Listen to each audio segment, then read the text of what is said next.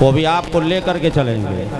कैसे चलेंगे? समात फरमाएं, तसव्वुर की निगाहों से अपने पीर का चेहरा अपने निगाहों में रखिए। माशाअल्लाह। इंशाअल्लाह ताला आप ये महसूस करेंगे कि हम अपने पीर के नूरानी चेहरे की ज़ियारत कर रहे हैं। वाह वाह वाह। देखो, हल्ला करने वाले बच्चे तो आगे बिठा दिए जाते हैं।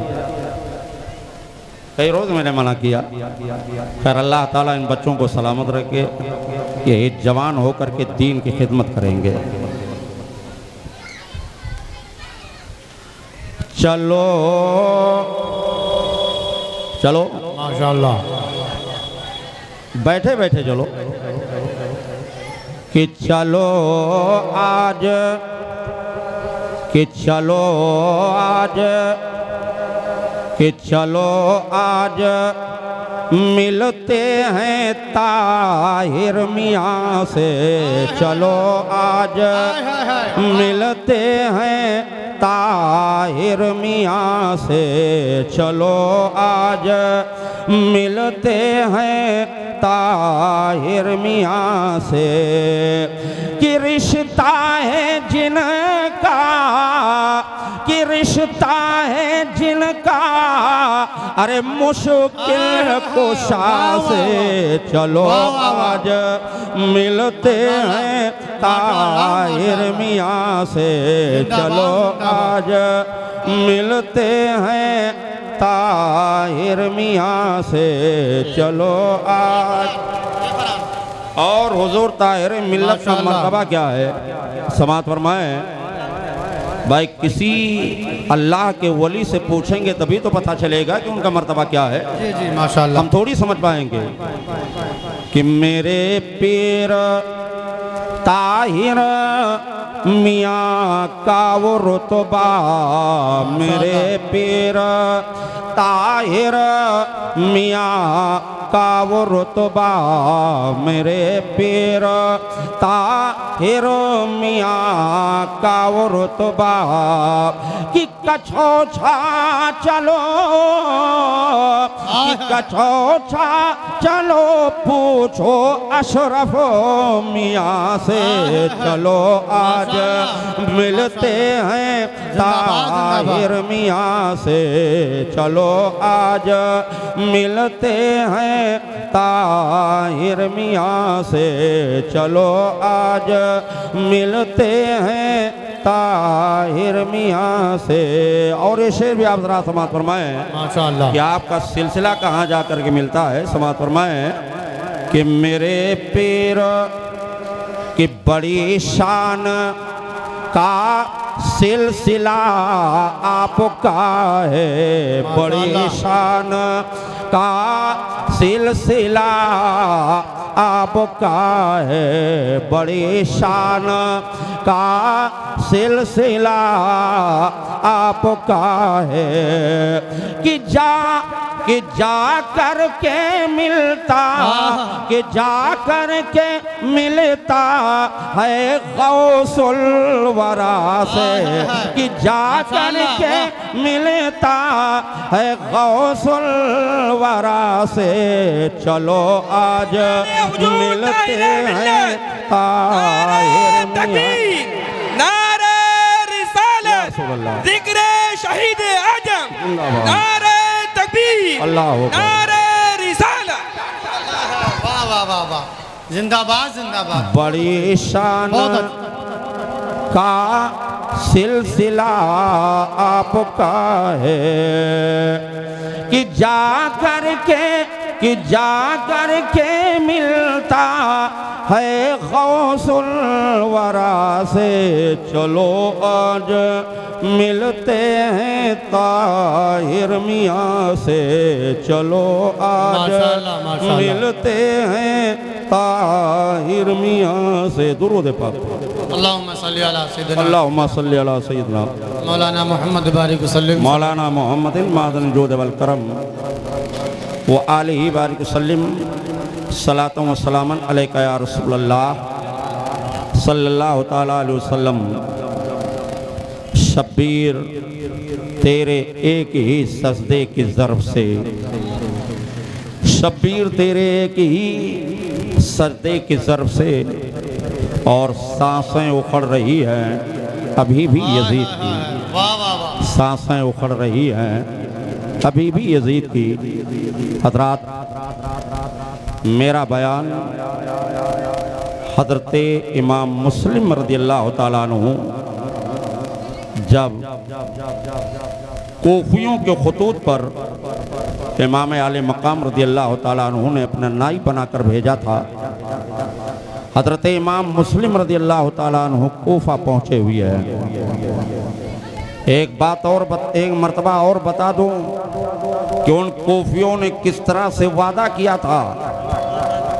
जब मुख्तार बिन उबैस सख्फी ने एक जलसा किया और जलसा में करीब 3 लाख लोग इकट्ठा हुए थे, 3 लाख कोफी थे और सब के सब हेल्फिया इकरार किया था, कसम खा के इकरार किया था कि हम अपना खून पसीना ही कर देंगे लेकिन हुसैन का साथ नहीं छोड़ेंगे, बनो हाशिम का साथ नहीं छोड़ेंगे। चुनांचे जब ये खबर यजीद को मिलती है, यजीद ने सरजमन को बुलाया जो यहूदी था, जो हजरत अमीर मुआविया रज़ियल्लाहु ताला अन्हु के मिजाज में दखील था। कोई अहम मसला होता था तो यजीद उसी से पूछता था, जंगी मामलात उसी से तय कराए जाते थे। सरजमन ने कहा, यजीद अमीर शाम आप घबरा क्यों रहे हो?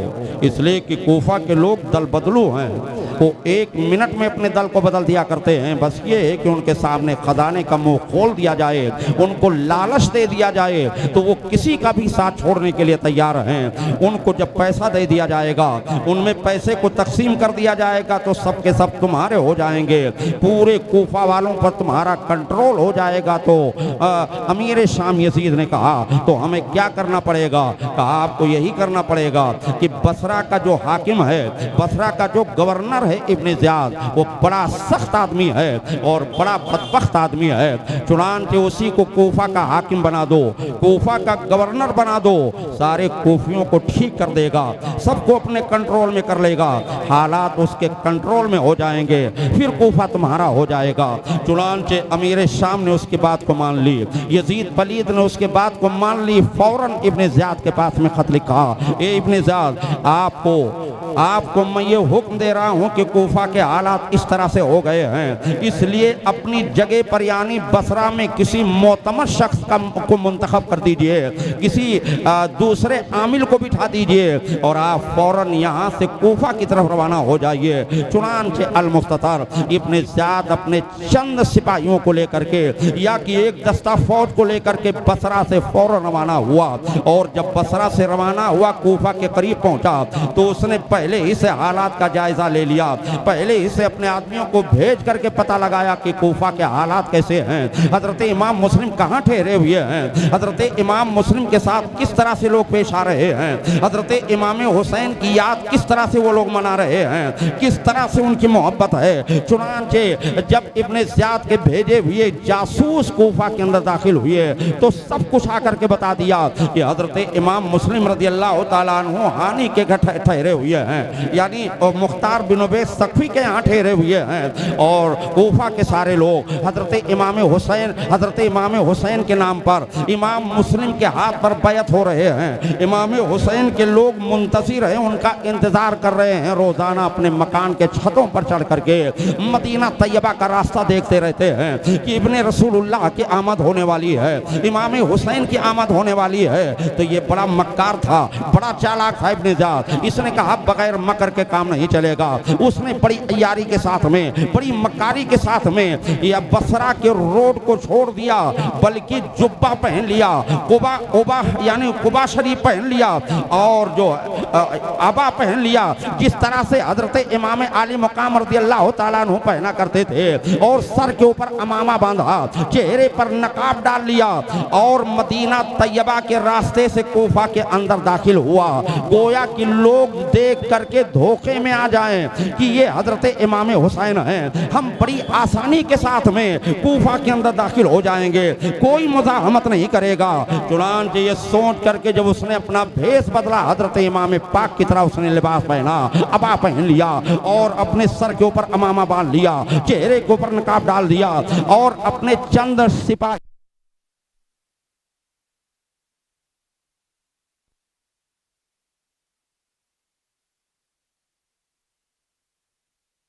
दुरूद पाक पढ़ ले।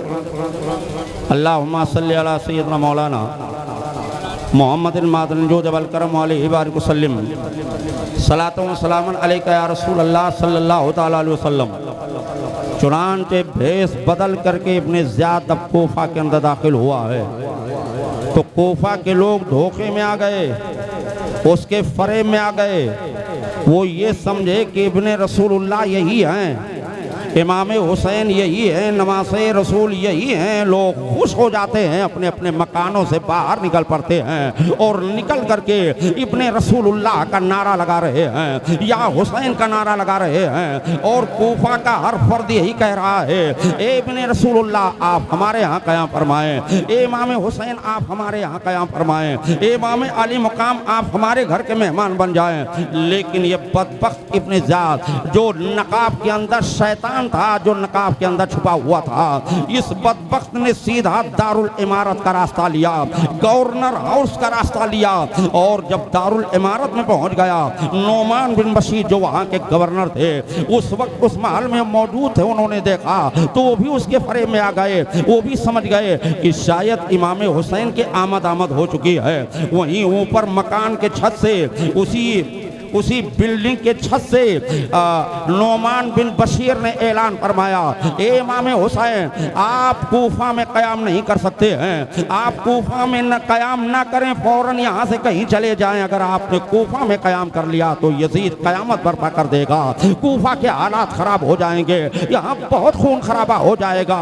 जब तक कि वो गवर्नमेंट हाउस में पहुँच जाता है, गवर्नर हाउस में पहुँच जाता है और पहुँचने के बाद में अपने चेहरे से नकाब पलट दिया, कहा ओ नोमान बिन बशीर मैं हुसैन नहीं हूँ, बल्कि मैं हुसैन का मुखालिफ, हुसैन को कत्ल करने वाला, इमाम हुसैन को शहीद करवाने वाला मैं इब्ने ज़ियाद हूँ। मैं उनको कत्ल करवाने के लिए आया हूँ, मैं उनको उनकी बगावत का मजा चखाने के लिए आया हूँ माज़अल्लाह रब्बिल आलमीन। और तू भी नीचे उतरा।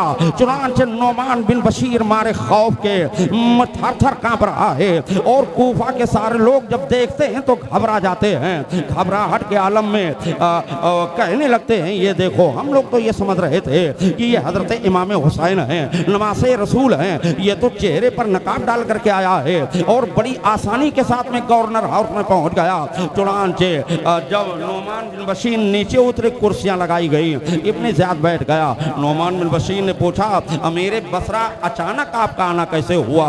कहा आप ताज्जुब ना करें, मुझे तो आना ही था, लेकिन पहले मेरे एक सवाल का जवाब दीजिए। थोड़ा कम कर दो भैया आवाज। दुरूद पाक पढ़ ले। अल्लाहुम्मा सल्ली अला सय्यदना मौलाना मोहम्मद मादन वल करम अलैहि बारिक वसल्लम। सलातो व सलाम अलैका या रसूल अल्लाह सल्लल्लाहु तआला अलैहि वसल्लम। इब्ने ज़ियाद ने पूछा, पहले मेरे एक सवाल का जवाब दो। नोमान बिन बशीर ने कहा, वो सवाल क्या है? अब वो सवाल ये है कि कूफा में यजीद के खिलाफ बगावत का बहुत बड़ा तूफान बरपा है। हजरत इमाम हुसैन इमाम मुस्लिम को बैत लेने के लिए कूफा में भेज दिया है। इमाम मुस्लिम यहाँ मौजूद हैं, उनके हाथ पर लोग बैत हो रहे हैं। आप रोक क्यों नहीं रहे हो? आप मना क्यों नहीं कर रहे हो? क्या आप यजीद से तनख्वाह नहीं ले रहे हो? क्या आप यजीद के तरफ से कूफा के गवर्नर नहीं हो? कहा मैं ज़रूर गवर्नर हूँ, लेकिन सुनो ये अकीदे का सैलाब है, अकीदे के सैलाब को मैं रोक नहीं सकता हूँ। मैंने बहुत सारे लोगों को मना किया, लेकिन कोई मानने के लिए तैयार नहीं है। चुनांचे इब्ने ज़ियाद ने कहा, ठीक है, बदखाही की बुनियाद पर तुम्हें इस कुर्सी से, इस ओहदे से मासूल किया जा रहा है। आज के बाद यहाँ का गवर्नर मैं बन रहा हूँ। चुनांचे इब्ने ज़ियाद बदबख्त गवर्नर बन करके तख्ते गवर्नरी पर बैठ गया और बैठने के बाद में सारे कोफियों को अपने सामने खड़ा कर लिया। जो भीड़ आई थी इब्ने रसूलुल्लाह का नारा लगाते हुए, उनको अपने सामने कर लिया और खड़े होकर के उसने ऐलान किया, ऐ लोगो सुनो, ऐ लोगो सुनो, तुम सब के बैयतों का हाल मुझे मालूम है। तुम लोगों ने यजीद के खिलाफ बगावत किया है। यजीद के खिलाफ बगावत करके इमाम हुसैन के नाइब, इमाम हुसैन के नुमाइंदा हजरत इमाम मुस्लिम के हाथ पर बैत होकर के बहुत बड़ा जुर्म किया है। तुम हुकूमत के नज़दीक बहुत बड़े मुजरिम हो और तुम लोगों को मालूम होगा मैं कौन हूँ, और अगर मालूम नहीं है तो मालूम हो जाना चाहिए कि मैं कौन हूँ। मेरा नाम उबैदुल्लाह है, मैं इब्ने इब्ने ज़ियाद हूँ, मैं उस ज़ियाद का बेटा हूँ कि जिसकी तलवार ने ज़मीन पर खून के पर्राने बहा दिए हैं। और जब मेरी तलवार म्यान से बाहर निकलती है तो खून की नदियाँ बह जाती हैं, बगैर इंसानी खून चाटे वो अंदर नहीं जा सकती है। इसलिए तुम लोगों ने जो जुर्म किया है, एक मर्तबा हम तुम्हें माफ़ कर रहे हैं। मेरी फौज कादसिया में मौजूद है, वो आ ही रही होगी तुम सबका खात्मा करने के लिए, लेकिन एक मर्तबा मैं तुम्हारी जुर्म को माफ़ कर रहा हूँ। एक मर्तबा हम तुम्हें मोहलत दे रहे हैं कि जाओ अपने अपने घरों को चले जाओ। खबरदार अगर किसी ने हजरत इमाम मुस्लिम को पनाह दिया तो उसे जेल के अंदर डाल दिया जाएगा, उसे तहत कर दिया जाएगा, उसे बहुत सख्त सजा दी जाएगी। चुनांचे कूफा के सारे लोग वापस अपने अपने घरों को चले जाते हैं और कूफी वाले सोचने लगते हैं ये कौन सी मुसीबत आ गई है, ये कौन सी आफत आ गई है। चुनांचे हजरत इमाम मुस्लिम रज़ियल्लाहु ताला अन्हु मुख्तार बिन उबैस तकफी के यहाँ ठहरे हुए हैं। इब्ने ज़ियाद ने दूसरे ही रोज हजरत इमाम मुस्लिम को तलब फरमाया। हजरत इमाम मुस्लिम फौरन चले आए और जब हजरत इमाम मुस्लिम रज़ियल्लाहु ताला अन्हु चले आए तो इब्ने ज़ियाद ने पूछा, ए इमाम मुस्लिम, क्या तुम इसलिए आए हो ताकि लोगों में तफरीक पैदा करो, लोगों के अंदर इख्तिलाफ पैदा करो? तो हजरत इमाम मुस्लिम ने जवाब दिया, अरे मैं इसलिए नहीं आया हूँ कि लोगों में तफरीक पैदा करूँ, बल्कि मैं इसलिए आया हूँ ताकि लोगों को मुत्तहिद करके, लोगों को मुत्तफिक करके और किताबुल्लाह सुन्नत रसूलुल्लाह की तालीम दूँ, इनको सुन्नत रसूलुल्लाह पर अमल करने के पर आमादा करूँ। चुनांचे मैं इसलिए आया हूँ। तो इब्ने ज़ियाद ने कहा, ए इमाम मुस्लिम, जो तुम कर रहे हो इसे हुकूमत बर्दाश्त नहीं करेगी।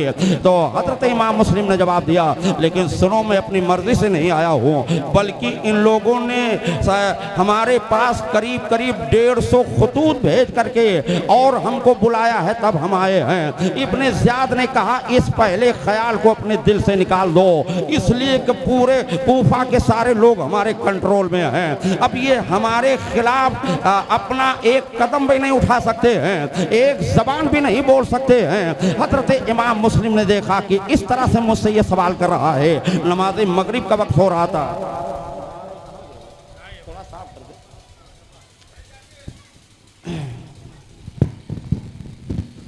दुरूद पाक पढ़ ले। नबी उम्मी वाले मौलाना मोहम्मद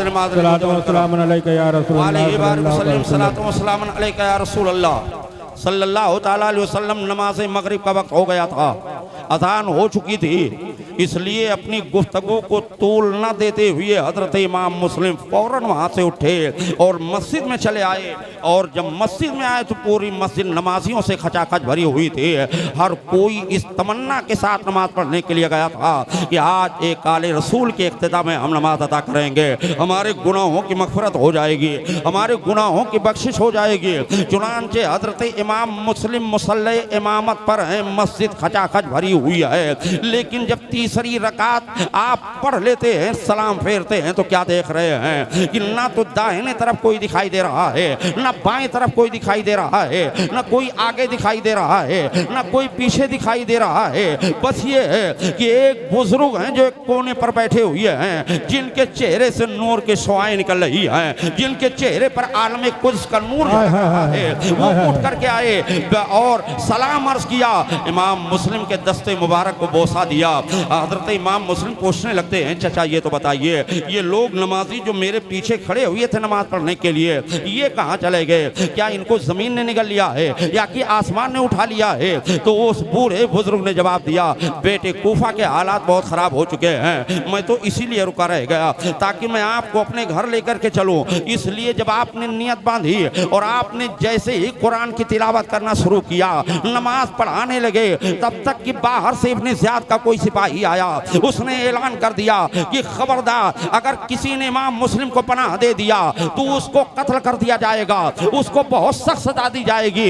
इसी ऐलान को सुन करके लोग नियत छोड़ करके भाग गए, नमाज छोड़ करके भाग गए। मैं इसलिए रुका रह गया, इसलिए कि मुझे तुम्हारे नाना की सहाबी होने है, आपके नाना का सहाबी हो, मेरे घर चलिए, मेरे घर का मेहमान हो जाइए। उनका नाम हानी बिन उरवा था।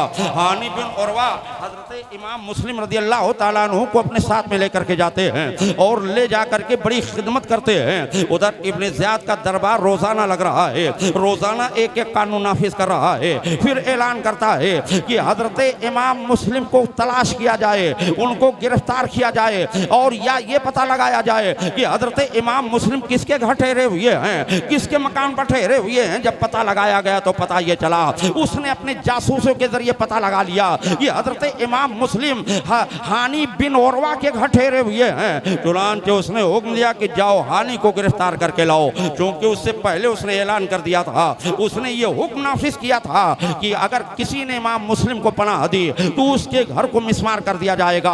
अगर किसी के मकान से इमाम हुसैन का नाम बुलंद हुआ तो उसकी जबान को खींच ली जाएगी। इतनी सख्त उसने सख्ती के साथ ऐलान किया था और सजा का ऐलान कर दिया था कि बहुत सख्त उसको सजा दी जाएगी। चुनांचे हानी बिन उरवा को गिरफ्तार करके इब्न ज़ियाद के दरबार में पेश किया गया। इब्न ज़ियाद के दरबार में जब हानी बिन उरवा हाजिर हुए तो अपने करीब ही में बिठा लिया और पूछने लगा, ए हानी, क्या तूने मेरे कल की तकरीर को भूल गया था? मैंने खुले अल्फाज में ऐलान कर दिया था कि इमाम मुस्लिम को पनाह देने वाले को कत्ल कर दिया जाएगा, उनके मकान को मिसमार कर दिया जाएगा। लेकिन ऐलान करने के बावजूद भी तुमने बहुत बड़ा जुर्म किया है। जो हजरत इमाम मुस्लिम को तुमने पनाह दी है, इसलिए ये इतना बड़ा जुर्म है कि जुर्म को मैं माफ नहीं कर सकता हूँ। आखिर तुमने क्यों नहीं इमाम मुस्लिम को मेरे हवाले किया? इमाम मुस्लिम को तुमने क्यों पनाह दे दी? तो साहबी रसूल ने जवाब दिया, लेकिन वो आले रसूल हैं, वो सैयदजादे हैं, वो रसूलुल्लाह सल्लल्लाहु अलैहि वसल्लम के खानवादे के चश्मो चिराग हैं, इसलिए मैंने उनको पनाह दे दी है। कहा, क्या तुम्हारे दिल में मेरा डर नहीं है? तो साहबी रसूल ने जवाब दिया, अरे नादान, जिसके दिल में खुदा का डर होता है किसी का खौफ नहीं होता है। तो कहा, क्या तुम मुस्लिम को मेरे हवाले नहीं करोगे? कहा, नहीं करूंगा, इसलिए कि अगर मैं हवाले कर दूंगा तो इमाम मुस्लिम को कत्ल कर देगा। मैं ये नहीं चाहता हूं कि मेरी वजह से एक आले रसूल का खून हो जाए, एक आले रसूल को कत्ल कर दिया जाए, उनको शहीद कर दिया जाए। तो क्या इतना बता सकते हो कि तुमने इमाम मुस्लिम को कहां छुपा रखा है? तो हजरत हानी ने जवाब दिया कि हमने इमाम मुस्लिम को ऐसी जगह पर छुपा रखा है कि जहां पर तुम्हारा खूनी पंजा नहीं पहुंच सकता है, तुम्हारे दरिंदे नहीं पहुंच सकते हैं। इतना कहना हुआ, तब तक कि हानी को मारना शुरू कर दिया, बूढ़े सहाबी को इब्न ज़ियाद मारना शुरू कर दिया। इतना मारा कि उनकी नाक जख्मी हो जाती है, उनका चेहरा जख्मी हो जाता है और उनको जेल के अंदर डाल दिया। अब सवाल ये पैदा होता है, मौर्रिख हैरान है कि एक सहाबी रसूल का जुर्म क्या था कि जिसकी बुनियाद पर उनको सजा दी गई, उनको जेल के सलाखों में डाला गया। आखिर उनका जुर्म क्या था? यही तो कि एक आले रसूल को उन्होंने पनाह दी थी, यही तो एक आले रसूल की खिदमत करने का सर्फ हासिल किया था। चुनांचे जब उसको जेल में डाल दिया गया तो ये खबर बिजली की तरह पूरे कोफा में फैल गई कि हजरत हानी रज़ियल्लाहु ताला अन्हु को सहाबी रसूल को हानी ने मारा भी है, उनको जेल के अंदर भी डाल दिया है। चुनांचे हजरत इमाम मुस्लिम को जब पता चला तो ये बताते खुद अपनी तलवार को लेकर के निकल पड़ते हैं और कहते हैं, ये कहते हुए चलते हैं कि अपने मोहसिन का बदला हम लेंगे। मेरी वजह से हजरत हानी को कैद में डाला गया, उनको मारा गया। चुनांचे जब हजरत इमाम मुस्लिम निकले तो एक दो नहीं बल्कि 20,000 कूफी उनके साथ में निकल पड़े। कितने हजार? 20,000 कूफी। और एक कहते हुए, चिल्लाते हुए, चीखते हुए, चलो आले रसूल सैयदजादे, हम आपका साथ नहीं छोड़ेंगे। आज तो गवर्नमेंट हाउस की ईंट से ईंट बजा देंगे, आज गेट को भी तोड़ डालेंगे, आज इब्न ज़ियाद का खात्मा कर देंगे, आज हम खून पसीना एक कर देंगे, लेकिन आज उसकी औकात को हम बता कर रहेंगे। चुनांचे ये 20,000 की फौज इमाम मुस्लिम की सरबराही में जब गवर्नमेंट हाउस में पहुंची है और इब्न ज़ियाद ने जब भीड़ को आते हुए देखा तो फौरन गेट बंद करवा दिया और चंद लोगों को छत के ऊपर चढ़ा दिया और ये ऐलान करवा दिया। वो लोग जानते हो क्या कह रहे थे? कहा, भाई आप लोग क्यों मुस्तैल हो रहे हो, इसलिए कोई ऐसी बात नहीं है, हानि को कोई तकलीफ नहीं हुई है। हाँ कुछ डांट दिया था इब्ने ज़ियाद ने, कुछ सख्त जुमले कह दिया था इब्ने ज़ियाद ने, इसलिए बहुत शर्मिंदा है, वो माजरत कर रहा है, वो हानि से माफ़ी मांग रहा है। आप लोग खामखा क्यों परेशान हो? अगर आपको यकीन ना हो तो आपके अंदर जो लीडर हैं, सियासी लोग हैं, उनको भेज दिया जाए और यहाँ के हकीकत हाल का जायजा ले लें। चुनांचे 2 4 6 लोग या 10 लोग 12 लोग अंदर गए, जो सियासी लोग थे, जो सियासत में ज्यादा हिस्सा लिया करते थे, वो गए तो उनको पहले थप्पी दे दी गई और उनको लानत दे दी गई कि तुमको ये ओहदा दे दिया जाएगा, तुमको ये ओहदा दे दिया जाएगा और तुम इस तरह से ऐलान कर दो। अब वो छत के ऊपर खड़े होकर के ऐलान कर रहे हैं। अरे भाई खामखा आप लोग परेशान ना हो, हानि बहुत आराम से है और इब्ने ज़ियाद उनसे माफी मांग रहा है। चुनांचे ये सारे के सारे लोग ठंडे हो गए और सब के सब वापस अपने घर को चले गए। अब हजरत इमाम मुस्लिम तन्हा बचे, सारे दरवाजे बंद हैं, सड़क पर चल रहे हैं, कोई हामी मददगार नहीं है। अभी तक इमाम मुस्लिम जब आए थे तो सारे लोग अपने दरवाजों को खोले हुए थे। इमाम मुस्लिम हमारे यहाँ कयाम फरमाए, हमारे यहाँ हमारे घर के मेहमान बन जाए, हमारे घर पर कदम रंजा फरमाइए। लेकिन अब सारे लोग दरवाजे बंद कर लिए हैं कि कहीं इमाम मुस्लिम मेरे मकान के अंदर न चले आए और मेरे लिए मुसीबत खड़ी हो जाए। रात की तारीकी है, रात का अंधेरा है, रास्ता काट काट करके चल रहे हैं कि कहीं इब्ने ज़ियाद के दरिंदे न मिल जाएं और हमें फिर गिरफ्तार कर लें। चुनांचे काफी दूर चलने के बाद में हजरत इमाम मुस्लिम की निगाहें क्या देख रही हैं कि एक मकान है, एक झोपड़ी है और झोपड़ी का दरवाजा खुला हुआ है, एक चिराग जल रहा है जिसका लौ दिखाई दे रहा है। वहां पहुंच गए। पहुंचने के बाद में क्या देखा कि उस चिराग की रोशनी में एक बूढ़ी खातून बैठी हुई है, एक औरत बैठी हुई है। आपने सलाम अर्ज किया, बूढ़ी खातून ने सलाम का जवाब दिया, चेहरा देखा, कहा बेटे ऐसा लग रहा है कि तुम कोफा के रहने वाले नहीं हो, तुम कोई परदेसी नौजवान हो आए हो। बेटे इतनी रात में मत चला करो, इसलिए कि इस वक्त हुकूमत बहुत सख्त है, बहुत सख्त गवर्नर आया हुआ है और लोगों का चलना फिरना दूभर कर दिया है। इसलिए कि यहाँ पर हजरत इमाम हुसैन के एक भाई हैं जो मदीना तैयबा के रहने वाले हैं, जिनका नाम इमाम मुस्लिम है, उनकी तलाश हो रही है। बहुत बड़े इनाम का ऐलान कर दिया गया है उनको गिरफ्तार करने के लिए। बेटे कहीं आपके ऊपर कोई मुसीबत ना आ जाए, कहीं आप ही को मुस्लिम समझ करके ना गिरफ्तार कर लिया जाए। इतना सुनना हुआ तब तक कि शहजादे रसूल हजरत इमाम मुस्लिम ने जवाब दिया, अरे बड़ी बीत जिस मुस्लिम का नाम ले रही हो, मुस्लिम मैं ही हूं,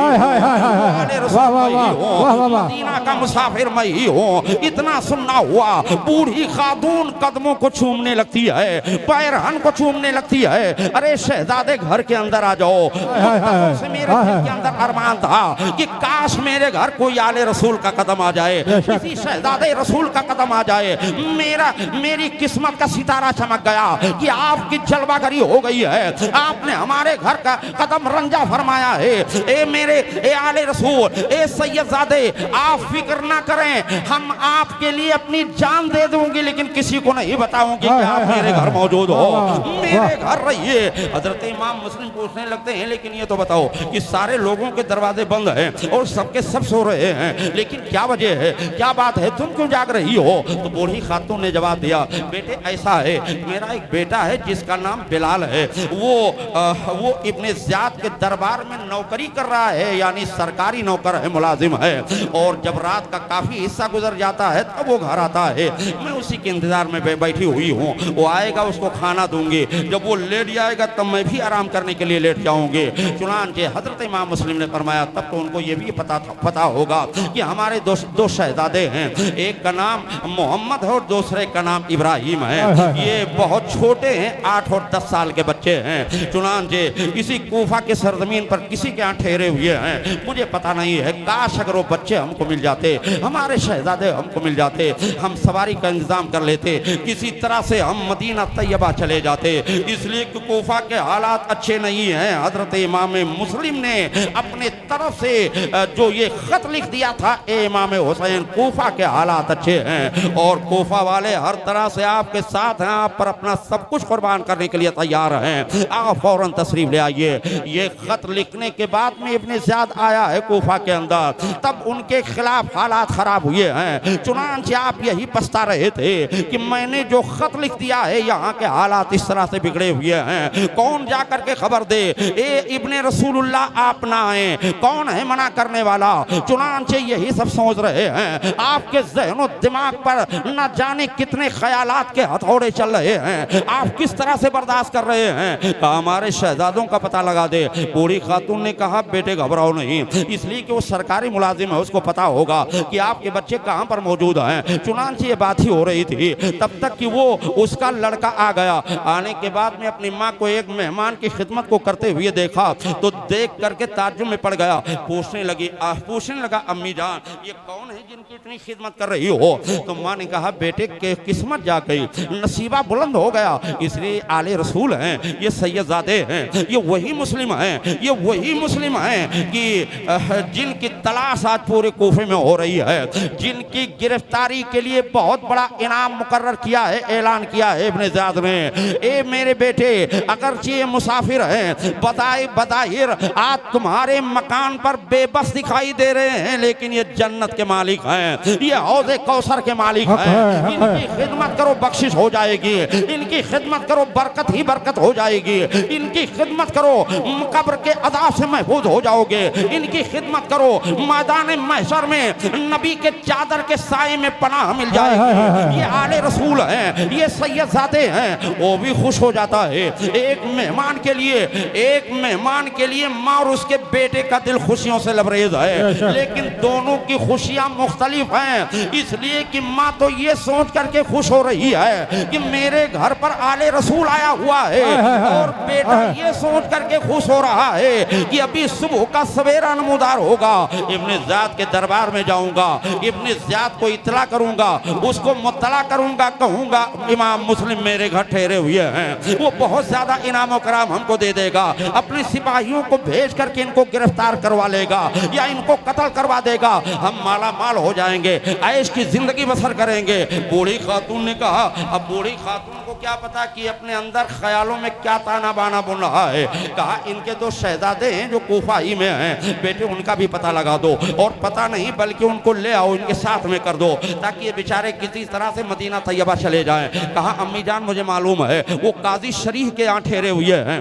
चुनांचे इस तरह से उसने बात की। अब सवेरे सवेरे सुबह होने से पहले पहले ये दरबार उबैद में चला गया। हजरत इमाम मुस्लिम मकान के अंदर मौजूद हैं और सोच रहे हैं कि अगर उस लड़के ने मेरे साथ वफादारी की, मेरे शहजादों को अगर ले आया तो अभी हमें सवारी का इंतजाम करना है। अभी सवारी का इंतजाम हो जाएगा तो हमें यह देखना है कि किस रास्ता से हम कूफा से निकलें कि जिससे इब्ने ज़ियाद के दरिंदे हमको पकड़ ना सके, इब्ने ज़ियाद के सिपाही हमको गिरफ्तार ना कर सकें। चुनांचे यही सब सोच रहे थे।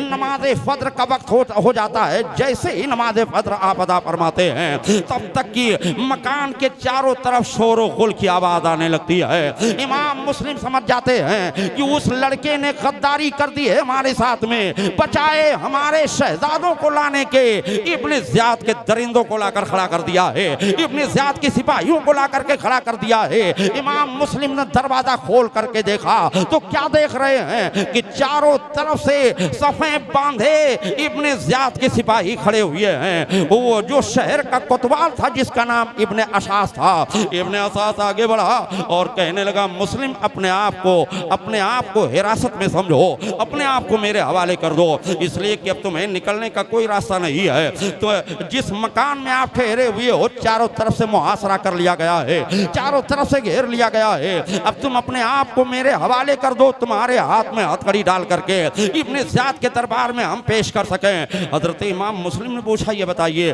कि आखिर एक शख्स को गिरफ्तार करने के लिए, एक शख्स को पकड़ने के लिए इतनी बड़ी फौज लाने की जरूरत क्या थी? बात समझ में आ रही है? बात समझ में आ रही है? तारीख है, इतनी बड़ी फौज लाने की जरूरत क्या थी? तो इब्ने अशास ने कहा मुझे खदशा था कि कहीं कूफा वाले तुम्हारी हिमायत में फिर ना निकल पड़े और मुकाबला करना पड़े, इसलिए इतने सिपाहियों को लेकर आया हूं। हाशमी कछार के शेर ने जवाब दिया नादान मुकाबला तो करना ही पड़ेगा, बेशक अगरचे मैं तन्हा हूं, तन्हा इसलिए कि मैं आले रसूल हूं। हैदरी कछार का शेर हूँ, हैदरी कछार का कोई शेर अपने आप को बेबसी की हालत में दरिंदों के हवाले नहीं किया करता है, जालिमों के हवाले नहीं किया करता है। आपको मुकाबला करना पड़ेगा, आपको लड़ना पड़ेगा। चुनांचे इस तरह से बातें होती रहती हैं। आपने फरमाया अगर हिम्मत है तो मुकाबला के लिए तैयार हो जा। चुनांचे इब्ने अशास ने अपने सिपाहियों को इशारा किया, इब्ने ज़ियाद के सिपाहियों का दस्ता आगे बढ़ा, तब तक कि हैदरी कछार के शेर ने अपनी तलवार को म्यान से खींच लिया और खींच करके चलाना शुरू कर दिया। हैदरी कछार के शेर की तलवार चल रही है, ऐसी तलवार चल रही है कि बिजली की तरह कूद रही है। किसी का सर काट रही है, किसी की गर्दन काट रही है, किसी का हाथ काट रही है, किसी की नाक काट रही है, किसी के कान काट रही है। अरे हंगामा मचा हुआ है। खून में डूबी हुई तलवार को देख करके ऐसा लग रहा है कि जैसे हाशमी शहजादे के तलवार को भी जला ला गया हो। इब्ने अशास ने कहा अरे सिपाहियों क्या कर रहे हो? एक शख्स को अभी तक तुम लोग मार नहीं सके, उसे कत्ल नहीं कर सके, चारों तरफ से हमला कर दो। जब उन बदबख्तों ने देखा कि इनसे हम मुकाबला नहीं कर पा रहे हैं, इनके करीब हम नहीं जा सकते, अगर जाते हैं तो काट दिया जाता है, तो वो औरतों की तरह मकान के छत पर चढ़ गए, यानी उस तवा बूढ़ी खातून के छत के ऊपर चढ़ गए और औरतों की तरह पत्थर बरसाना शुरू कर दिए। लेकिन हाशमी शहजादे ने एक ही जस्त में छत पर पहुंच गया, एक ही उड़ान में ऐसा जस्त लगाई कि वो छत पर पहुंच गया और छत पर पहुंचने के बाद में जितने लोग छत पर थे सबका सफाया कर दिया, सबको वासले जहन्नम कर दिया। जब कोतवाल ने देखा कि हमारी सिपाही इस तरह से मारे जा रहे हैं और सैकड़ों की तादाद में मार दिए जाएंगे, तो वो नीचे खड़ा हुआ, कहने लगा ए शहजादे रसूल, ए इमाम मुस्लिम, मैं आपको अमान दे रहा हूँ, आप नीचे उतर आइए। जब उसने अमान दिया तो आप नीचे उतर आए, लेकिन आपके बेशुमार जख्म लगे हुए हैं, बहुत सारे जख्म आपके जिस्म मुबारक में लगे हुए हैं। आपके होंठ में जख्म लगा हुआ है, आपके चेहरे पर, आपके रुखसार पर जख्म लगा हुआ है। जब आप नीचे उतरते हैं तो पानी मांगते हैं, जब पानी तलब फरमाते हैं तो बूढ़ी खातून ने पानी पेश फरमाया, अपने बेटे को बद्दुआ दे रही है, काश अगर हमको ये पता होता कि मेरे कोख से कोई नाक पैदा हो रहा है, आले रसूल का दुश्मन पैदा हो रहा है, तो मैं उसी वक्त इसके गर्दन को मरोड़ देती, इसको मरोड़ करके खत्म कर देती। हाय अफसोस, इसने इब्ने रसूलुल्लाह की बजाय मदद करने के आले रसूल को इब्ने ज़ियाद के दरिंदों के चंगुल में फंसा दिया है, इनके हिरासत में कर दिया है। चुनांचे पानी ला करके पेश किया, लेकिन चूंकि हजरत इमाम मुस्लिम रज़ियल्लाहु ताला अन्हु के होंठ पर जख्म लगे हुए थे, जब पानी पीना चाहते हैं तो पूरा पानी खून बन जाता है, पानी नहीं पी पाते हैं। इस तरह से आपको जख्म लगा हुआ है। थोड़ी देर के बाद में आप बेहोश हो जाते हैं। जब बेहोश होते हैं उसी वक्त आपकी तलवार को कोतवाल ने अपने कब्जे में कर लिया और आपको रस्सियों में बांधा गया, रस्सियों में जकड़ा गया। हाय अफसोस, अफसोस अफसोस, अफसोस है उन कूफियों की बदलती हुई ज़हनियत पर कि कल जिस मेहमान के लिए आंखें बिछा रहे थे, जिस मेहमान की बलाएं ले रहे थे, जिस मेहमान के लिए तमन्ना कर रहे थे चलो मेरे घर ठहर जाओ, मेरे यहाँ क़याम फरमाओ, आज वही मेहमान उनके गलियों से ऐसे गुजर रहा है कि उस मेहमान के जख्मों पर बजाय पट्टियों के रस्सियां बंधी हुई हैं, रस्सियों में बांध करके खच्चर पर बिठाया गया है, इब्ने ज़ियाद के दरबार में ले जाया गया। जैसे ही दरबार में आप पहुंचे आपको होश आ गया। माशाल्लाह माशाल्लाह। जब आपको होश आया तो इब्ने ज़ियाद को सलाम नहीं किया। एक बदबख्त हरसी ने कहा, इब्ने ज़ियाद के चमचे ने कहा, मुस्लिम अमीर कूफा को आपने सलाम नहीं किया। इमाम मुस्लिम ने फरमाया कि जो शख्स हमें कत्ल करने पर आमादा हो, कत्ल करने के दर पे हो, मैं उसे सलाम कैसे करूं? तो इब्ने ज़ियाद ने कहा मैं तुम्हें जरूर कत्ल करूंगा। इमाम मुस्लिम ने फरमाया ये तो मुझे पूरा यकीन है। तो इब्ने ज़ियाद ने कहा लेकिन एक शर्त के ऊपर जिंदा रह सकते हो। कहा मुझे तुझ पर कोई भरोसा नहीं, लेकिन ये तो बता वो शर्त क्या है? तो इब्ने ज़ियाद ने कहा हुसैन का साथ छोड़कर यजीद की तरफ चले आओ, यजीद की इताअत कबूल कर लो। इतना कहना हुआ तब तक कि हैदरी कछार का शेर बिफर गया और उसने जवाब दिया, कहा जालिम तुम ऐसी की इताअत करने के लिए मुझे हुक्म दे रहा है, ऐसे बदबख्त की इताअत करने का हुक्म दे रहा है कि जो शराबी है, जो तारिक नमाज है, जो जिसने इस्लाम से बगावत की है, जिसने कुरान से बगावत की है, जिसने शरीयत से बगावत की है, कि जिसने रसूलुल्लाह से बगावत की है, जो बदबख्त है, जो फासिको फाजिर है, उसका साथ देने के लिए, उसकी इताअत करने के लिए मुझे तो कह रहा है। अरे सुन सुन, और उस हुसैन का साथ छोड़ने के लिए कहता है जो हुसैन जन्नती जवानों के सरदार है, उस हुसैन का साथ छोड़ने के लिए कहता है कि जो मजहब इस्लाम और शरीयत के अमीन हैं, उस हुसैन का साथ छोड़ने के लिए कह रहा है कि जो कुरान के मुहाफिज हैं, उस हुसैन का साथ छोड़ने के लिए कह रहा है कि जो फातिमतुज़ ज़हरा के बेटे हैं, जो मौलाए कायनात शेर खुदा के बेटे हैं, जो रसूलुल्लाह के नवासे हैं, जो जन्नती जवानों के सरदार हैं। इब्ने ज़ियाद ने कहा अरे बागी हुसैन का नाम मत लिया कर, बार बार क्यों उनका नाम ले रहा है माज़अल्लाह रब्बिल आलमीन। इमाम मुस्लिम ने जवाब दिया, अरे जालिम मैं उनका सिर्फ भाई नहीं हूँ बल्कि मैं उनका वफादार गुलाम हूँ। मेरे जिस्म को काट डाल, मुझे कत्ल कर दे, मेरे जिस्म के से जो खून निकलेगा तो खून के हर हर कतरे से हुसैन की आवाज, सुभान अल्लाह, सुभान अल्लाह, नारे तकबीर, नारे तकबीर, नारे रिसालत, नारे रिसालत, शहीद आजम कॉन्फ्रेंस जिंदाबाद, शहीद आजम कॉन्फ्रेंस जिंदाबाद, या हुसैन, या हुसैन, नारे तकबीर, नारे रिसालत, सुभान अल्लाह, सुभान अल्लाह। इब्ने ज़ियाद मैं हुसैन का भाई ही नहीं बल्कि उनका वफादार गुलाम हूँ। मेरे रगों में हाशमी खून है तो मुझे कत्ल करवा सकता है, लेकिन मैं हुसैन का साथ छोड़ने वाला नहीं हूँ। यजीद जैसे बदबख्त का मैं साथ देने वाला नहीं हूँ, उसके साथ नहीं कबूल करने वाला हूँ। चुनांचे इब्ने ज़ियाद ने जल्लाद को हुक्म दिया, कहा जल्लाद ले जाओ, इसे किला के छत पर चढ़ा करके इसे कत्ल कर दो। आप अंदाजा फरमाएं कि जब जल्लाद आपको लेकर के चला है, आपके मुकद्दस बाजू को पकड़ा है कत्ल करने के लिए, एक हाथ में जहर से बुझाई हुई तलवार है और दूसरे हाथ से हजरत इमाम मुस्लिम के बाजू को पकड़े हुए है। जिस तरह से कोई जिस तरह से कोई ज़िबा करने वाला यानी अपने ज़बीहा को पकड़ करके ले जाता है, इस तरह से हजरत इमाम मुस्लिम रज़ी अल्लाह तआला अन्हु को पकड़ करके और किला के छत के ऊपर ले जाया गया।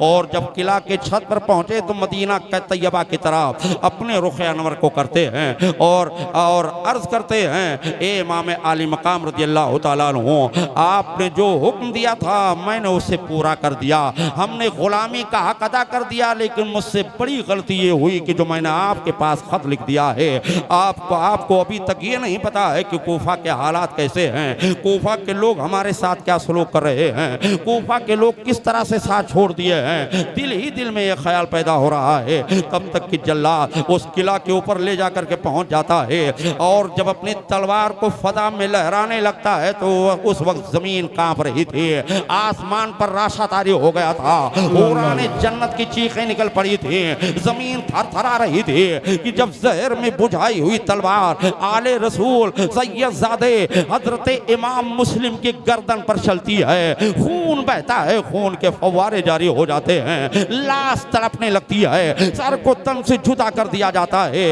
इन्ना लिल्लाहि व इन्ना इलैहि राजिऊन। इस तरह से ये करबला का पहला मुसाफिर है, ये करबला का पहला शहीद है जो खून शहीदा पेश करके इमाम और अपना फरीज़ा अदा कर रहा है। हजरत इमाम मुस्लिम रज़ी अल्लाह तआला अन्हु की शहादत होती है। उन बदबख्तों ने इमाम मुस्लिम के मुक़द्दस लाश को इब्ने ज़ियाद ने सड़क के ऊपर फेंकवा दिया था और ये ऐलान कर दिया था कि देखिए अगर किसी ने यजीद के खिलाफ बगावत करने की हिम्मत की, यजीद के खिलाफ अगर कोई एक जुमला बोला तो ये समझ लो जो हज़रत मुस्लिम का हुआ है वही हज़रत तुम लोगों का होगा। इस एतबार से उसने 3 दिनों तक उस लाश को सड़क के ऊपर पड़ा रहने दिया। इस तरह से हजरत इमाम मुस्लिम रज़ी अल्लाह तआला अन्हु की शहादत होती है। इन्ना लिल्लाहि व इन्ना इलैहि राजिऊन। दूसरे रोज इब्न ज़ियाद ने ढंढोरा पिटवा दिया कि मैंने सुना है कि हजरत इमाम मुस्लिम के 2 बच्चे हैं जिनका नाम मोहम्मद इब्राहिम है, वो कोफा में ठहरे हुए हैं। जो कोई उनको पकड़ करके लाएगा या गिरफ्तार करके लाएगा उसे दौलत से मालामाल कर दिया जाएगा, उसे बहुत बड़ा इनाम और इकराम दिया जाएगा। अब वही कोफा के लोग जो लोग खुतूत लिख करके अपनी मोहर लगाए हुए थे वो खुद लालच में आ गए, उन दोनों शहजादों की तलाश करने लगे। दोनों शहजादे मिल जाते तो हमें बड़ी दौलत मिल जाएगी, हमारी दुनिया बन जाएगी, हम अच्छा मकान बना लेंगे। लेकिन जालिम ये नहीं समझ पा रहे थे कि तुम चाहे जितना अच्छा मकान बना लो लेकिन हमेशा उस मकान में रह नहीं पाओगे। जैसे ही तुम्हारे रूह और जिस्म का सिलसिला मुनक़ता होगा, रिश्ता कटेगा, फौरन तुम्हारे ही घर वाले, तुम्हारे बच्चे, तुम्हारे भाई, तुम्हारे अजीज़ो अकारीब तुम्हें नहला धुलाकर कफन पहना करके उस घर से निकाल देंगे हमेशा के लिए। जिस घर को तुमने मेहनत और मशक्कत करके, चोरी बेमानी करके जिस महल को तुमने बनाया है, जिस इमारत को तुमने तामीर फरमाई है, काश अगर दुनिया पर अगर आखिरत को तरजीह दी जाए तो जिंदगी संवर जाए। लेकिन वो बदबख्त ये समझ रहे थे कि पैसा ही सब कुछ है, दौलत ही सब कुछ है। चुनांचे वही लोग तलाश कर रहे हैं कि दोनों शहजादे मिल जाए तो काफी इनाम और इकराम मिल जाएगा। काजी शरीह जिनका घर उन 2 यतीम लावारिस मेहमानों से मुनव्वर था, जब वो बूढ़े बुजुर्ग ने इस ऐलान को सुना तो सुन करके कांप गए। आधी रात के वक्त उन दोनों शहजादों को, सोए हुए शहजादों को जगाया। उनके सोने का अंदाज मुलाहिजा फरमाए। माँ के कलेजे से चिमट कर सोने वाले बच्चे आज जब सोते हैं तो एक दूसरे के बाहों में बाहें डाल करके सो रहे हैं। जगाया गया। जब दोनों शहजादे जागे तो पानी लाए, उनके मुंह को धुल दिया, सामने खाना रख दिया। कहा शहजादों खाना खा लो। सर के ऊपर हाथ फेरते जा रहे हैं, आंखों में आंसू है, पलकें भीगी हुई हैं। शहजादे समझदार हैं और सवाल कर देते हैं, बाबा ये तो बताइए खैरियत तो है, मेरे सर पर इस तरह से हाथ क्यों फेर रहे हो? तुम तो ऐसे हाथ फेरते हो जैसे यतीम बच्चों पर फेरा जाता है। क्या मैं यतीम तो नहीं हो गया हूँ? क्या हमारे बाबा जान खैरियत से तो हैं? हाय अफसोस अगर मुझे ये पता होता कि हमें कोफा में साथ में लेकर के जाएंगे हमारे बाबा जान, तो वो अलग रहेंगे, हमको अलग रखेंगे, हमारी कोई फिक्र ही नहीं करेंगे। इससे बेहतर तो यही था कि हम मदीना तैयबा में रहते, मक्का शरीफ में रहते, और मक्का शरीफ में रहते जब बाबा हुसैन आते उनके साथ में हम चले आते। ये तो आए हैं तब से मेरा साथ छोड़े हुए हैं। ये तो बताओ हमारे बाबा जान खैरियत से तो हैं, हमारे सर के ऊपर ऐसे क्यों हाथ फेर रहे हो जैसे यतीमों के ऊपर फेरा जाता है? इतना कहना हुआ तब तक कि वो और रोने लगते हैं, और रोते हुए जवाब देते हैं, शहजादों तुम्हारे बाप को इब्न ज़ियाद ने शहीद कर दिया है, तुम यकीनन यतीम हो गए हो, तुम्हारी तलाश हो रही है, इसीलिए आधी रात के वक्त हमने तुम दोनों भाइयों को तकलीफ दी है कि थोड़ा सा खाना खा लो। और खाना खा के एक काफिला मदीना तैयबा की तरफ जा रहा है, उसी काफिला के साथ में हो लो, उसी काफिला में मिल जाओ, मदीना तैयबा पहुंच जाओगे। चुनांचे सामने खाना रखा जाता है, लेकिन अब बाप की खबर, बाप की शहादत की खबर सुनते हैं तो खाना कहाँ खा जाएगा। अपने बेटे असद को बुलाया, कहा बेटे असद, काजी शरीफ ने अपने बेटे असद को बुलाया, कहा बेटे असद इन दोनों शहजादों को लेकर के जाओ, जो काफिला मदीना तैयबा जाने वाला है उसी काफिला में छोड़ करके आओ। असद ने दोनों शहजादों को लिया और लेने के बाद में शहर के बाहर निकला तो चूंकि उजाली रात थी, चांद की चांदनी फैली हुई थी, बस कहीं थोड़ा गर्दो गुबार दिखाई दे रहा था। काफिला तो जा चुका था, काफिला तो दिखाई नहीं दे रहा था, ऐसा लग रहा था कि गर्दो गुबार दिखाई दे रहा है। कहा वो शहजादों वो देखो गर्दो गुबार दिखाई दे रहा है, वो काफिला जा रहा है, दौड़ करके काफिला में मिलाओ। वो तो रास्ता बता करके चला आया, लेकिन दोनों दोनों शहजादे पूरी रात दौड़ते रहते हैं, पूरी रात चलते रहते हैं। ना काफिले का पता है, ना कोई और पता है, ना रास्ते का पता है। रात की तारीकी है, अंधेरी रात है, भयानक जंगल है, खौफनाक जंगल है। थक कर बैठ जाते हैं, दौड़ कर उठते हैं, घबरा कर भागते हैं। कहीं पत्ता खरकता है तो डर जाते हैं कि इब्ने ज़ियाद के सिपाही तो नहीं आ गए हैं। बताओ, जो डरा हुआ हो उसके डर का आलम ये होता है कि अगर कहीं पत्ता खरक जाए तब भी डर जाया करता है कि कहीं जालिम तो नहीं आ रहा है, क्या मुझे कोई सिपाही तो नहीं आ रहा है पकड़ने के लिए। चुनांचे थक कर बैठते हैं, दौड़ कर उठते हैं, घबरा कर भागते हैं, पाँव में छाले पड़ जाते हैं। सुबह का सवेरा नमूदार हुआ। बड़े भाई ने पीछे मुड़ करके देखा तो क्या देख रहा है कि कूफा के मोहल्ला दिखाई दे रहे हैं, कूफा के मकानात दिखाई दे रहे हैं। अपने छोटे भाई मोहम्मद से कहने लगते हैं, अरे मेरे भाई, हम लोग यकीनन इसी में घूम घूम करके रह गए, हम लोग आगे नहीं बढ़ पाए हैं। देखो ये कूफा के मकानात दिखाई दे रहे हैं, चलो दिन में कहीं छुप जाया जाए और जब रात की तारीकी होगी तब फिर सफर करेंगे। अगर रब ने चाहा तो मदीना तैयबा पहुंच जाएंगे। चुनांचे भी छुपने के लिए जगह की तलाश कर रहे थे, तब तक कि उसी शहर का एक शख्स आ गया। क्योंकि लालचियों का शहर था, उसने देखा तो समझ गया कि ये बच्चे कूफा के रहने वाले नहीं हैं। इतने खूबसूरत बच्चे तो कूफा में है ही नहीं, यकीनन हजरत इमाम मुस्लिम के शहजादे होंगे। ये आया, करीब पहुंचा और बड़े प्यार से पूछने लगा, बच्चों तुम कौन हो और यहाँ क्यों भटक रहे हो? तो सच्चों की औलाद थे, सच बोलने की आदत थी, कभी झूठ नहीं बोले थे। कहा हम इमाम मुस्लिम के शहजादे हैं, हम उनके बच्चे हैं। इतना सुना तो कहा, बच्चों यहाँ मत भटको, चलो हम तुम्हें महफूज जगह पर पहुंचा देते हैं। चुनांचे उसने उन दोनों शहजादों को अपने साथ में लिया और लेने के बाद में इब्ने ज़ियाद के दरबार में पहुंचा दिया। अल्लाह अल्लाह अल्लाह। उसने क्या कहा, महफूज जगह पर पहुंचा दे, क्योंकि लालची था। इनाम का ऐलान था कि उन बच्चों को जो लेकर के आएगा उसे रकम दी जाएगी। रकम के चक्कर में इब्ने ज़ियाद के दरबार में पहुंचा दिया। इब्ने ज़ियाद ने मारा पीटा नहीं, लेकिन उन दोनों शहजादों को जेल में डाल दिया। मौर्रिख हैरान है कि 8 और 10 साल के बच्चों ने कौन सा जुर्म किया था कि जिसकी बुनियाद पर उनको जेल में डाला गया। भाई क्या जुर्म था उनका? बेकसूर थे, कोई जुर्म नहीं था। ये जुल्म था, जुल्म यजीदियों का, इब्ने ज़ियाद बदबख्त का।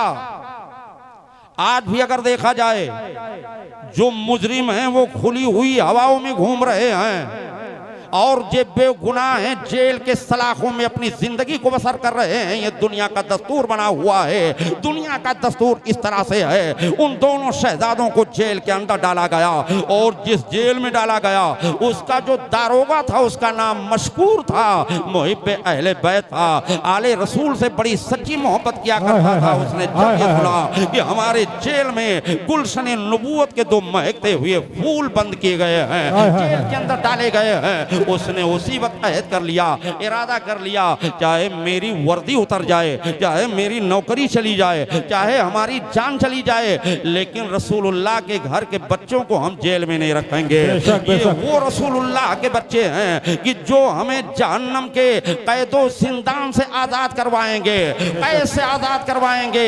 ये कहाँ मुनासिब है कि उन्हीं के घर के शहजादों को हम अपने जेल के अंदर रखें। चुनांचे जब सारे लोग सो गए, सारे सिपाही सो गए, तो ये आधी रात के वक्त में उठा और जेल के गेट पर पहुंच गया। जैसे गेट खोलने लगा तब तक कि बच्चे सहम गए, डरे हुए हैं। इसलिए डरे हुए हैं कि कहीं दुश्मन तो नहीं आ रहा है, इब्ने ज़ियाद का सिपाही तो नहीं आ रहा है। जिस तरह से मेरे बाप को शहीद किया गया है उसी तरह से मुझे शहीद करने के लिए तो नहीं आ रहा है। जैसे गेट खोल करके मशकूर दारोगा अंदर दाखिल हुआ। अब ये बच्चे पीछे होते जा रहे हैं, पीछे हटते जा रहे हैं, पीछे हटते जा रहे हैं और ये कहते जा रहे हैं, ए अल्लाह के बंदे, मुझे मार कर क्या करोगे? मुझे कत्ल करके क्या करोगे? मेरा खून करके क्या करोगे? हमने कोई जुर्म नहीं किया है, हमने कोई चोरी नहीं किया है, हमने किसी को सताया नहीं है, हमने किसी का कत्ल नहीं किया है, क्यों मुझे मारने के लिए आए हो? तब तक कि मशकूर दारोगा उन दोनों शहजादों को अपने सीने से लगा लेता है, उनके हाथों को चूमने लगता है। अरे शहजादों में दुश्मन नहीं हो, मैं तुम्हारे खानवादे का गुलाम हूँ, हुसैन का गुलाम हूँ, मैं मुस्लिम का गुलाम हूँ, मुझे अपनी गुलामी में कबूल कर लीजिए। मैं तुम्हें इस कैद से आजाद करवाने के लिए आया हूँ। अगर तुम इस कैद में रहे तो मुझे खदशा है कि तुम्हें कत्ल कर दिया जाएगा। जिस तरह से तुम्हारे बाप को शहीद किया गया है, इतना सुनना हुआ। दोनों बच्चों को सुकून हो जाता, मुतमईन हो जाते हैं। उन दोनों शहजादों को जेल से बाहर निकाला, अपनी एक अंगूठी अता फरमाई, कहा बच्चों देखो मैं तुम्हें इसलिए आया हूँ जेल से निकालने के लिए, और मुकम्मल मैं अंजाम को सोच करके आया हूँ। हो सकता है कि इससे हमारी वर्दी भी उतर सकती है, हो सकता है मेरी जान भी जा सकती है, लेकिन है शहजादो हम एक जान क्या अगर हजारों जानें होती तो आपकी मोहब्बत में वाह वाह वाह वाह वाह, या रसूल अल्लाह, या रसूल अल्लाह, जिंदाबाद जिंदाबाद, अल्लाह अकबर, या रसूल अल्लाह। शहजादो ये मेरी अंगूठी ले लो। कादसिया में मेरा एक भाई है जो कोतवाल है, उसे निशानी के तौर पर दे देना, उससे कह देना कि आपके भाई मशकूर ने हमको भेजा है, आपके सवारी का इंतजाम कर देगा, आप मदीना पहुंच जाओगे। हाँ कहते या हुसैन, आप हजरात घबराएं मत, इंशाअल्लाह ताला कल करबला का खूनी मंजर आपके सामने हम पेश करेंगे। इसके लिए ये बयान अपना इख्तिसार के तौर पर समेटने की कोशिश कर रहा हूँ। हजरात उन दोनों शहजादों को जेल से बाहर निकाला गया, फिर चले तन्हा है, न कोई राही है, न कोई साथी है, न कोई मंजिल है, न कोई मरहला है। रात की तारीकी है, रात का अंधेरा है, जंगल खौफनाक है। आज फिर इसी तरह से दौड़ रहे हैं, थक कर बैठते हैं, दौड़ कर उठते हैं, घबरा कर भागते हैं, पूरी रात चलते रहते हैं, पाँव में छाले पड़ जाते हैं, पाँव में फफूले पड़ जाते हैं। अब चलने की हिम्मत नहीं है, लेकिन चूंकि दुश्मनों के खौफ से हिम्मत करके चल रहे हैं, पूरी रात चलते रहते हैं। जब सुबह का सवेरा नमदार हुआ, जब पीछे मुड़ कर देखते हैं तो क्या देख रहे हैं कि कूफा के मकानात दिखाई दे रहे हैं। हम कूफा से आगे नहीं बढ़ पा रहे हैं। बड़े भाई मोहम्मद ने इब्राहिम ने कहा भाई आज हम लोग फिर रास्ता भूल गए हैं, हम लोग कूफा के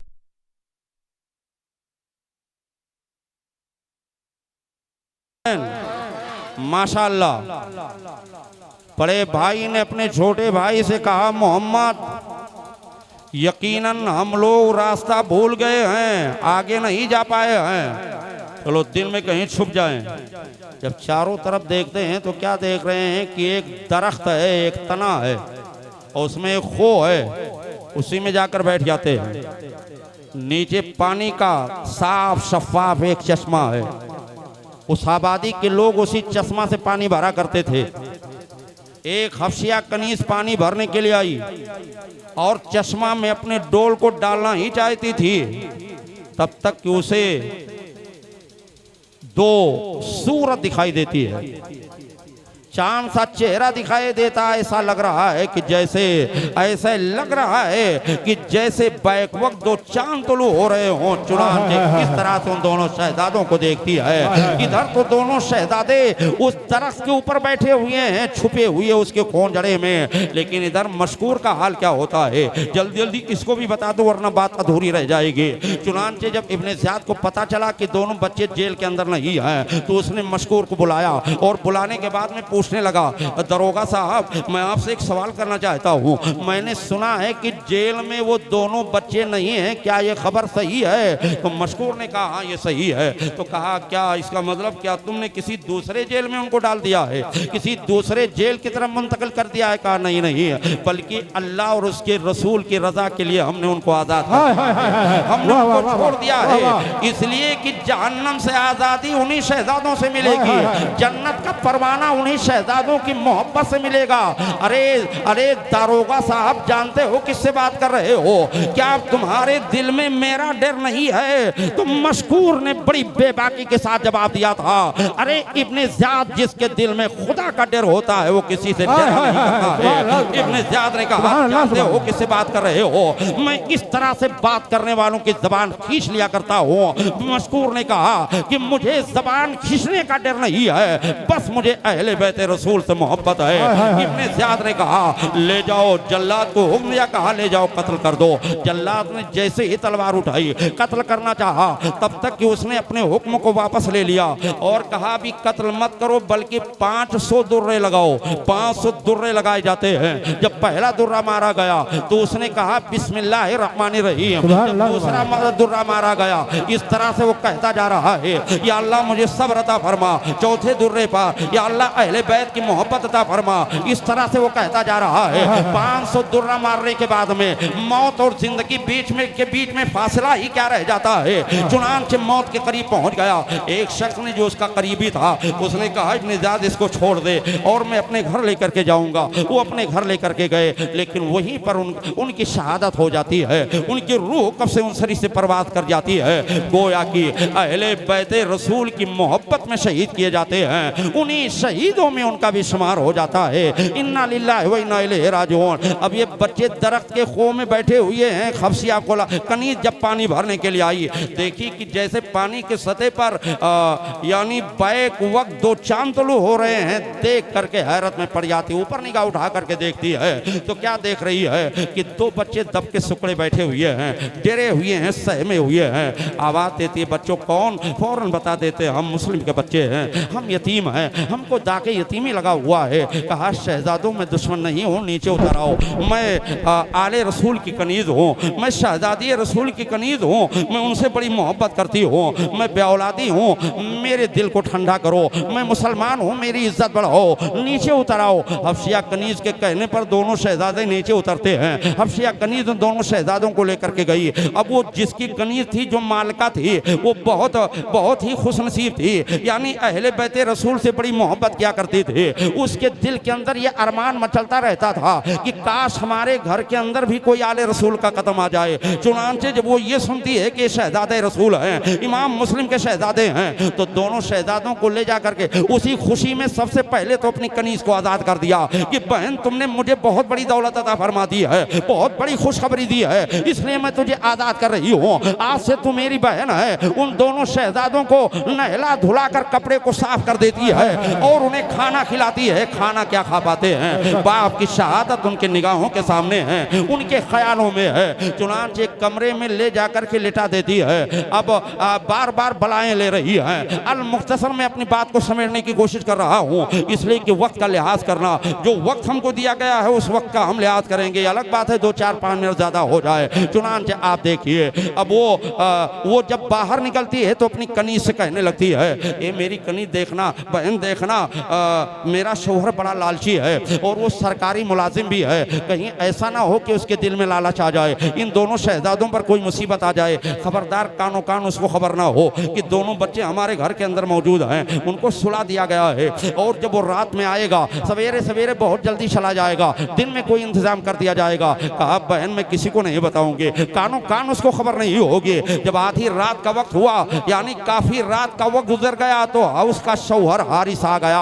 आने के बाद अपनी बीवी से कहने लगा, ए मेरी बीवी, अरे आज मैं देखिए मुस्लिम शहीद के बच्चों का इनाम किसके किस्मत में है, इसलिए कि आज मैं पूरा दिन भागता फिरता रहा, उन दोनों बच्चों को तलाश करता रहा, कोई का कोना नहीं छोड़ा, कोई पहाड़ का दर्रा नहीं छोड़ा, कोई गार नहीं छोड़ा, कोई खतरा नहीं छोड़ा कि जहां उन दोनों बच्चों को तलाश ना किया हूं। लेकिन ऐसा लग रहा है कि जैसे उनका इनाम हमारी किस्मत में नहीं है, उनके बदले में जो रकम मिलने वाली है, जो दौलत मिलने वाली है, वो हमारी किस्मत में नहीं है। इधर इतना सुनना हुआ तब तक कि मालका का कलेजा दहलने लगता है, कलेजा फटने लगता है। या अल्लाह, अब मैं क्या करूं? ये तो दुश्मन मेरा शौहर ही है, कहीं इसको पता चल गया तब तो ये छोड़ेगा नहीं, ये तो इनको कत्ल कर देगा। अब वो समझाने लगती है, कहती है मेरे शौहर नामदार, ए मेरे सरताज, अरे मामूली यतीम बच्चों पर रहम करना ये खुदा की रजामंदी है। अगर वो सैयद ना हो, अगर वो आले रसूल ना हो,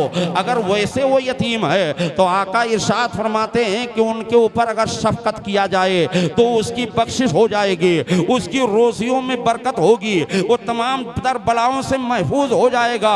और ए मेरे सरताज, अरे वो बच्चे यतीम हैं, आले रसूल भी हैं, सैयदजादे भी हैं, उनके ऊपर तो वैसे रहम करना चाहिए। ए मेरे शौहर नामदार, अगर वो कहीं आपको मिल जाएंगे तो खबरदार खबरदार उनके ऊपर कोई सख्ती ना करना, उन्हें कत्ल करने की कोशिश ना करना। अरे दौलत कब तक काम आएगी? दौलत आदमी को पागल बना देती है, दौलत के चक्कर में आदमी का दिमाग माऊफ हो जाया करता है। इसलिए दुनिया की दौलत सिर्फ दुनिया में काम आ सकती है और इनकी मोहब्बत आखिरत में काम आएगी। आले रसूल की मोहब्बत बख्शिश करवाएगी, आले रसूल की मोहब्बत जन्नत दिलवाएगी, आले रसूल की मोहब्बत गुनाहों से हिफाजत हो जाएगी, जन्नत का परवाना मिल जाएगा।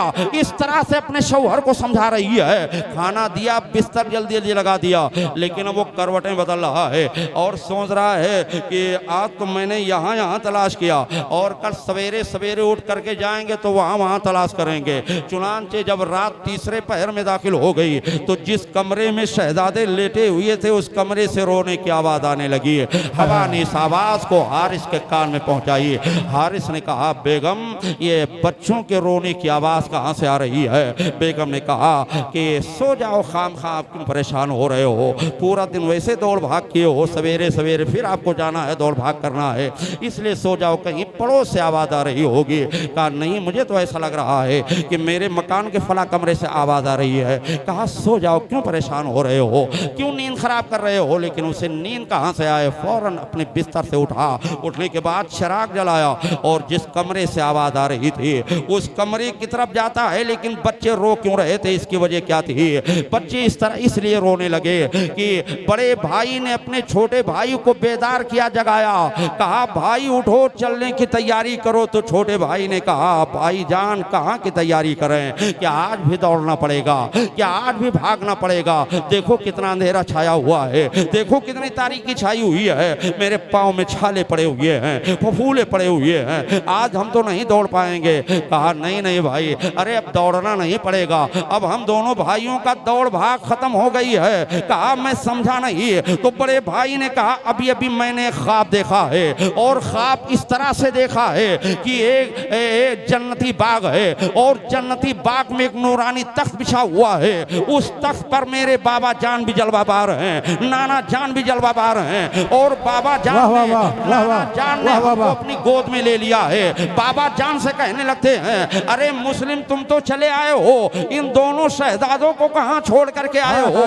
तो बाबा जान ने कहा था, अरे नाना जान सवेरे सवेरे ये भी हमारी मजलिस में आ जाएंगे, हमारी मजलिस में आ जाएंगे, इसलिए मुझे पूरा पूरा यकीन है कि सुबह होते होते हम शहीद कर दिए जाएंगे, हम जन्नत में पहुंच जाएंगे, आबे कौसर से सैराब हो जाएंगे। अपनी शहादत की खबर ख्वाब के जरिए से दोनों शहजादे खुद दे रहे हैं। बस यही सोच करके दोनों बच्चे आपस में लिपट करके रोने लगते हैं। यही आवाज हारिस के कान में पहुंची थी। उसने चिराग जलाया, चिराग जला करके दरवाजा खोला तो क्या देख रहा है कि दो बच्चे आपस में यानी चिमटे रो रहे हैं। पूछा कौन हो? तो चूंकि उस घर को ये बच्चे दारुल अमन समझ रहे थे कि इस घर के लोग हमसे मोहब्बत कर रहे हैं, बड़ी अकीदत रखते हैं। कहा इमाम मुस्लिम के हम शहजादे हैं, इमाम मुस्लिम के बच्चे हैं। कहा वाह, तुम लोग हमारे घर ही के अंदर बैठे हो, मैं बहुत परेशान हुआ, तुम दोनों को बहुत मैंने तलाश किया, फौरन बाहर निकला,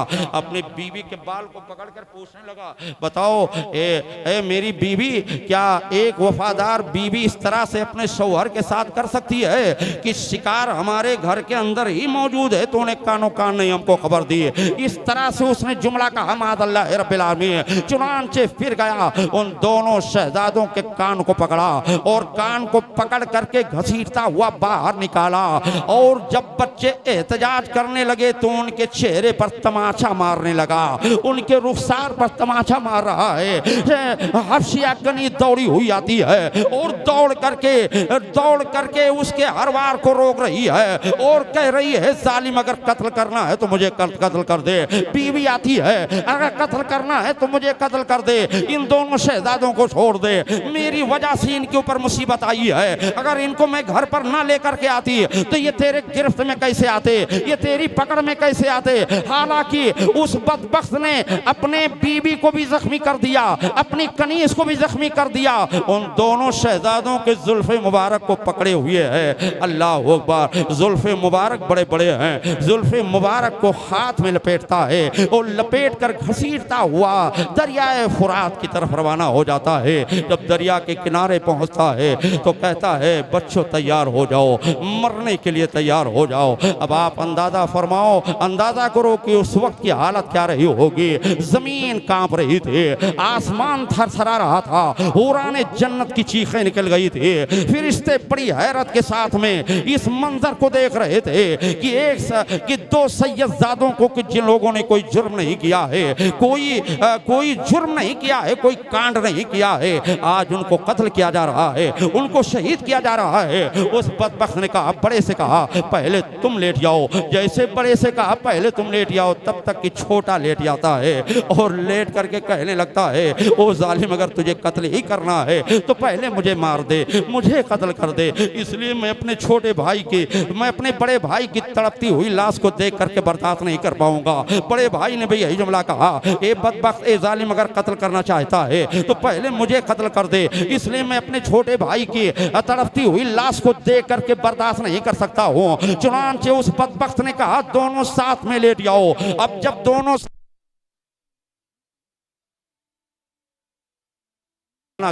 कितना दर्दनाक मंजर था, जब दोनों शहजादे लेटते हैं तो ऐसे अंदाज में लेट रहे हैं, बाहों में बाहें डालकर जैसे बिस्तर पर सोने के लिए लेटा जाता है, इस तरह से लेटते हैं। दुनिया वालों को यह पैगाम दे रहे हैं कि मौत के वक्त भी भाई को भाई से जुदा नहीं रहना चाहिए, भाई से भाई के साथ मोहब्बत करना चाहिए। बड़े बड़े फलासफर हैरान हैं, बड़े बड़े साइंटिस्ट हैरान हैं कि वो दोनों शहजादे छोटे छोटे बच्चे इस पैगाम को दे रहे हैं। अल्लाह अकबर, उस जालिम की तलवार, उस जालिम की तलवार चलती है, उसने तलवार दोनों शहजादों की गर्दन में एक बारगी चला दी, दोनों शहजादों की गर्दन कट जाती है, खून के फव्वारे जारी होते हैं। इन्ना लिल्लाहि व इन्ना इलैहि राजिऊन। उनकी मुकद्दस लाशों को दरिया में फेंक देता है और सरे मुबारक को, दोनों सरों को एक तस्त में सजा करके जल्दी जल्दी मैं अपनी बात को खत्म कर रहा हूँ, इब्ने ज़ियाद के दरबार में पहुँच गया और पहुँचने के बाद में हाथ बांध कर खड़ा हो गया। अमीर कूफा, अरे ये बच्चे भाग रहे थे, बड़ी मेहनत की है, मैंने बड़ी मशक्कत की है, बड़ी मेहनत मशक्कत के बाद में हमारे पकड़ में आए हैं और हम जैसे पकड़े तो हमको खतरा हो गया कहीं इनको कोई बचा ना ले, इसलिए इस तरह से बहाने बना करके और उससे बात कर रहा है, इसीलिए मैं इनको कत्ल कर दिया, इनके सरों को लेकर के आया हूँ, बस हमें इनाम अता कर दीजिए, बस हमें दौलत अता कर दीजिए। इब्ने ज़ियाद का तेवर चढ़ गया, कहा अरे बदबख्त जालिम, तुम्हें किसने कहा था इनको कत्ल कर दे?